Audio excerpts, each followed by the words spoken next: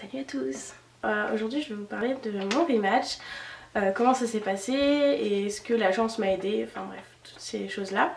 Mon cas n'est pas une généralité, c'est juste mon histoire, donc si ça peut aider certaines ou certains, bah, j'en serais contente. Quand j'ai été en rematch, j'aurais bien voulu tomber sur des vidéos, un peu plus de vidéos comme ça. Donc voilà, si je peux aider, c'est top. Alors ma famille, comment elle m'a annoncé ça? On s'est assis autour d'une table un soir et en disant bon bah voilà, écoute, on a bien réfléchi, on ne pense pas que ça soit la meilleure des choses, super le message, que ça soit la meilleure des choses d'avoir une au pair, en plus c'est difficile d'avoir quelqu'un d'autre à la maison. Attendez, qu'est-ce qui se passe là? Qu'est-ce qui se passe? Oui bah en fait on veut que tu partes quoi. Donc là bah, je tombe des nues parce que 3 semaines de Noël, j'ai pensé au rematch dans les premiers mois. Mais là, ça m'est tombé dessus quoi. Donc voilà. Avant Noël, ouais, ça m'a fait un petit baume au cœur parce que je me suis dit ça va être plus dur de trouver une famille, va peut-être moins m'aider, ça va être dur de passer les fêtes loin, enfin avec des gens que je connaîtrais pas du coup, loin de mes amis. Donc voilà, donc c'était très dur, bon j'ai pleuré comme une madeleine, c'était les montagnes russes émotionnelles si je peux dire ça, j'ai pleuré, mais qu'est-ce que j'ai pleuré. Donc j'ai appelé toutes mes amies, je leur ai dit mais je suis au rematch et je comprends pas et... Donc personne ne comprenait mais bon. C'est la vie et aujourd'hui je suis là donc preuve en est, on ne meurt pas du rematch même si c'est compliqué. Donc comment après j'ai réagi? Donc forcément j'étais triste, ensuite quelques jours après vient la colère, on comprend pas, on se dit mais il y a forcément quelque chose qui va pas, c'est pas possible, on décide pas du jour au lendemain de faire partir le père alors qu'on pensait plus ou moins que ça allait bien. Forcément il y a des hauts et des bas comme de partout. On en entend des histoires comme ça, c'est de partout pareil. Alors qu'est-ce qui fait que moi je dois partir et pas l'autre? Voilà c'est ça, c'est ce sentiment d'injustice entre guillemets. Du coup comment on est? Ben on est perdu, enfin concrètement moi j'étais complètement perdue. Je savais pas quoi faire et tout ça. On m'a dit bon bah écoute voilà dans 2 jours ton dossier est remis en ligne, les familles peuvent le voir. D'accord. J'ai été stressée comme au premier jour, quand on commence à parler aux familles, etc. Oh, mais j'ai un interview avec cette famille ce soir, je sais pas comment je vais faire. Voilà. Le seul point positif, c'est que ton anglais est censé être meilleur. Donc si les familles t'appellent, tu peux te débrouiller. Voilà, c'est le seul point positif au rematch. Pour trouver des familles, ça peut peut-être être un peu plus simple, entre guillemets. Mais bon, sinon ouais, j'étais complètement perdue. Le cap de on est triste, on est déçu ne passe jamais pendant la période du rematch, qu'on soit d'accord. Enfin ça c'était mon cas mais c'est le cas pour beaucoup d'au pair en tout cas. Ensuite je me suis remotivée, je me suis dit allez je vais trouver une autre famille, il faut absolument que je reste là où je suis, j'ai pas envie de quitter mes amis, j'ai pas envie de quitter tout ce que j'ai en ce moment. Ok, première famille, très bizarre, qui était vraiment à fond sur le français, il fallait que je parle français, il fallait que je chante français. On a passé 1 heure au téléphone, elle m'a quand même demandé de chanter 3 chansons en français, genre Vive le vent, vive le vent. Elle m'a dit tu connais Vive le vent, tu peux me la chanter? Je me suis dit dans ma tête c'est l'interview la plus bizarre que j'ai jamais eue. Soit, mais il y avait plein de choses comme ça qui allaient pas, la petite miette fallait vite la ramasser, elle me dit concrètement... Voilà, toi tu viens du nord, ils mangent n'importe comment, ici on est en Californie donc on mange sainement tu vois. Enfin voilà, donc tes chips faudra les oublier. Mais elle avait une façon de parler qui pouvait parfaitement aller à certaines opères mais moi c'était pas... Elle avait l'air assez carrée tout ça. Next. Quand on sent pas une famille, next. C'est comme dans les premiers jours, je pense que quand on a vraiment trouvé la famille, on le sent. Je sais pas pourquoi on le sent. Même si pour mon cas j'ai été très hésitante sur 2 familles.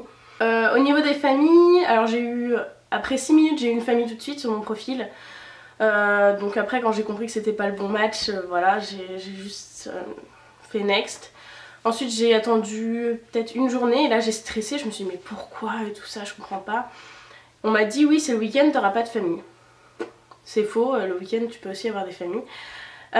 Donc voilà, j'ai continué de chercher. Ensuite, parmi toutes les familles auxquelles j'ai parlé, il y en a une avec laquelle j'ai failli matcher, qui habitait en Californie, donc tout allait bien. J'ai parlé avec la LCC, elle était super contente.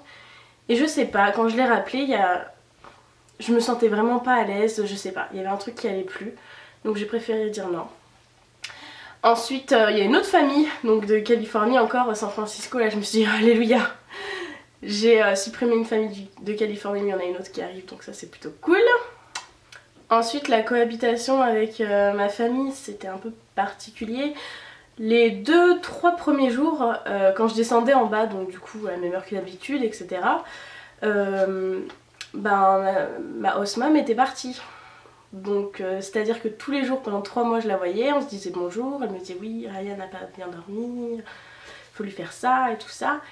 Et là, pendant 3 jours, je ne l'ai pas vue le matin. Elle était déjà partie, j'avais même pas le temps de me lever qu'elle était déjà partie. Donc peut-être que c'est parce qu'elle était honteuse ou qu'elle était mal à l'aise ou je sais pas. Mais moi ça m'a juste fait sentir super mal et je me suis dit mais j'ai vraiment fait quelque chose de mal quoi. Je me sens mal, je me sens... Qu'est-ce que j'ai fait? On m'aime pas, ouais, je me suis sentie mal. Ensuite pendant mon rematch, je dirais allez, une semaine après, j'ai commencé à parler à mon host dad. Je suis allée un soir, il était 11h je crois du soir. Et je lui ai demandé, oui ben je pense que maintenant j'ai le droit de savoir pourquoi réellement je pars, pourquoi vous reprenez pas d'au-pair, qu'est-ce qui s'est passé? Et là, il m'a expliqué ce qui n'allait pas, d'après lui, d'après eux, je ne sais pas. La mère, j'ai évité de lui parler ensuite. Comme quoi, je sais pas, enfin... J'étais peut-être pas assez impliquée dans la vie de la famille, je faisais des sorties avec eux, mais bon, il faut savoir que quand on travaille toute la journée, passer les moments familiales le soir, il y a un moment dans la semaine où t'es obligé de partir, quoi. Le week-end, t'as juste envie d'une chose, c'est partir avec tes copains. Donc, on peut pas rester tout le temps avec la famille, surtout avec des enfants en bas âge, surtout avec une petite fille de 3 ans qui arrête pas de pleurer plus que son petit frère de 10 mois. C'est pas possible, honnêtement. Et j'avais beaucoup les aimer, je faisais beaucoup de choses avec eux, y a pas de souci. On allait dans des endroits vraiment top parce qu'ils me proposaient toujours. On allait au resto, on allait au trampoline, on allait à la piscine. Mais il y a des moments où j'avais juste envie de partir. Et lui il me disait que, peut-être pas par rapport à ça, mais dans la vie de tous les jours, j'étais pas assez impliquée dans la vie des enfants. C'est-à-dire que j'ai jamais dit oui Ryan a besoin de ça, Myra aimerait bien plus de ça ou de ça, elle a bien aimé, il y en a plus dans le frigo. Ils me l'ont jamais dit, ils me l'ont jamais demandé, ils me l'ont jamais fait remarquer. Comment j'aurais pu savoir? Et je lui ai dit, à ce moment-là, je lui ai dit clairement, ah oui maintenant c'est clair pourquoi vous demandez le rematch. Pour moi c'est clair. Mais ça aurait été encore mieux de me le dire avant. Enfin, j'ai été déçue, c'était une discussion calme et posée, j'étais très triste. Il y a même moi il a pleuré quoi, j'ai trouvé ça super émouvant. Parce qu'il était vraiment attaché à moi, de mes 2 hosts, c'était clairement... Je lui ai dit d'ailleurs c'est qui a demandé à avoir une au-pair. Il me dit tu penses que c'est qui? Je sais toi, c'est toi, c'est clairement toi parce que c'est à toi qui je parlais dans les messages et tout ça donc... Alors pour la semaine qui a suivi mon rematch, j'ai continué de travailler quelques jours. Ensuite progressivement il y a la grand-mère qui est revenue, donc voilà. Et ensuite pour la deuxième semaine ils ont appelé une nouvelle nounou. Qui m'a clairement assez dégoûtée parce que bah, du coup elle connaissait rien, il fallait tout lui réapprendre. Et c'est la grand-mère qui lui a appris mais elle-même ne savait pas. Donc à un moment je leur ai dit si vous voulez moi je peux lui apprendre, ça me dérange pas, je suis à la maison, voilà. Mais du coup c'est vrai que je restais pas du tout avec les enfants parce que pour moi ça devenait ridicule, on était 3 à s'occuper du bébé, enfin s'occuper, à le regarder jouer par terre, ça va quoi. Donc voilà. Par contre dès que j'entendais pleurer, dès qu'ils avaient besoin de moi, bon j'y allais parce que bah, ça me faisait trop mal au cœur de l'entendre pleurer quoi. Donc voilà. Ensuite, donc quand il y a la nounou qui est arrivée, j'ai compris que voilà quoi, ça allait être différent. Elle avait le droit de prendre les enfants avec sa voiture. Donc la voiture, qu'on en parle. La voiture c'est... j'avais le droit de rouler qu'avec le père, j'avais pas le droit de rouler quand il faisait nuit, donc il faisait nuit à partir de 4h. J'avais pas le droit de rouler sur autoroute. Avec les enfants c'était trajet maison-école, donc à 5 minutes. Voilà, 5 minutes. Mais comme à Minneapolis il fait froid, voilà, on prenait quand même la voiture. La seule fois où je pouvais prendre la voiture c'était pour aller à la salle de sport. Pareil, 5 minutes. Et encore je me garais exactement devant l'école. Parce que devant la salle de sport, bah, le garage était trop serré, c'était trop compliqué d'y aller, ouais, il y avait un feu rouge, wouhou, donc voilà. Je pense vraiment qu'il y avait un gros problème au niveau de la confiance et je lui ai dit et il était d'accord. Donc voilà, au moins ça c'est clair. Cultural Care m'a aidé pendant mon rematch. J'ai été soutenue par ma LCC qui m'a tout expliqué de A à Z comment ça allait se passer. J'ai eu plusieurs appels, que ce soit de Boston, que ce soit d'autres LCC. J'ai contacté aussi d'autres personnes. Ensuite, dès qu'il y a une famille qui m'intéressait, etc., ils ont été là. Après c'est tout. Honnêtement je suis quelqu'un qui me débrouille assez par moi-même, donc j'ai pas non plus cherché à poser des millions de questions. Mais ils ont pas cherché non plus à revenir vers moi. Honnêtement j'avais pas besoin de plus, moi au final ça s'est très bien passé, tout mon rematch s'est bien passé, j'ai trouvé une famille. Je suis partie après mes 2 semaines, mais bon j'avais trouvé ma famille avant donc c'était parfait. J'ai beaucoup hésité avec 2 familles, donc une du Minneapolis avec les mêmes enfants et tout ça, enfin même âge d'enfants, les mêmes enfants,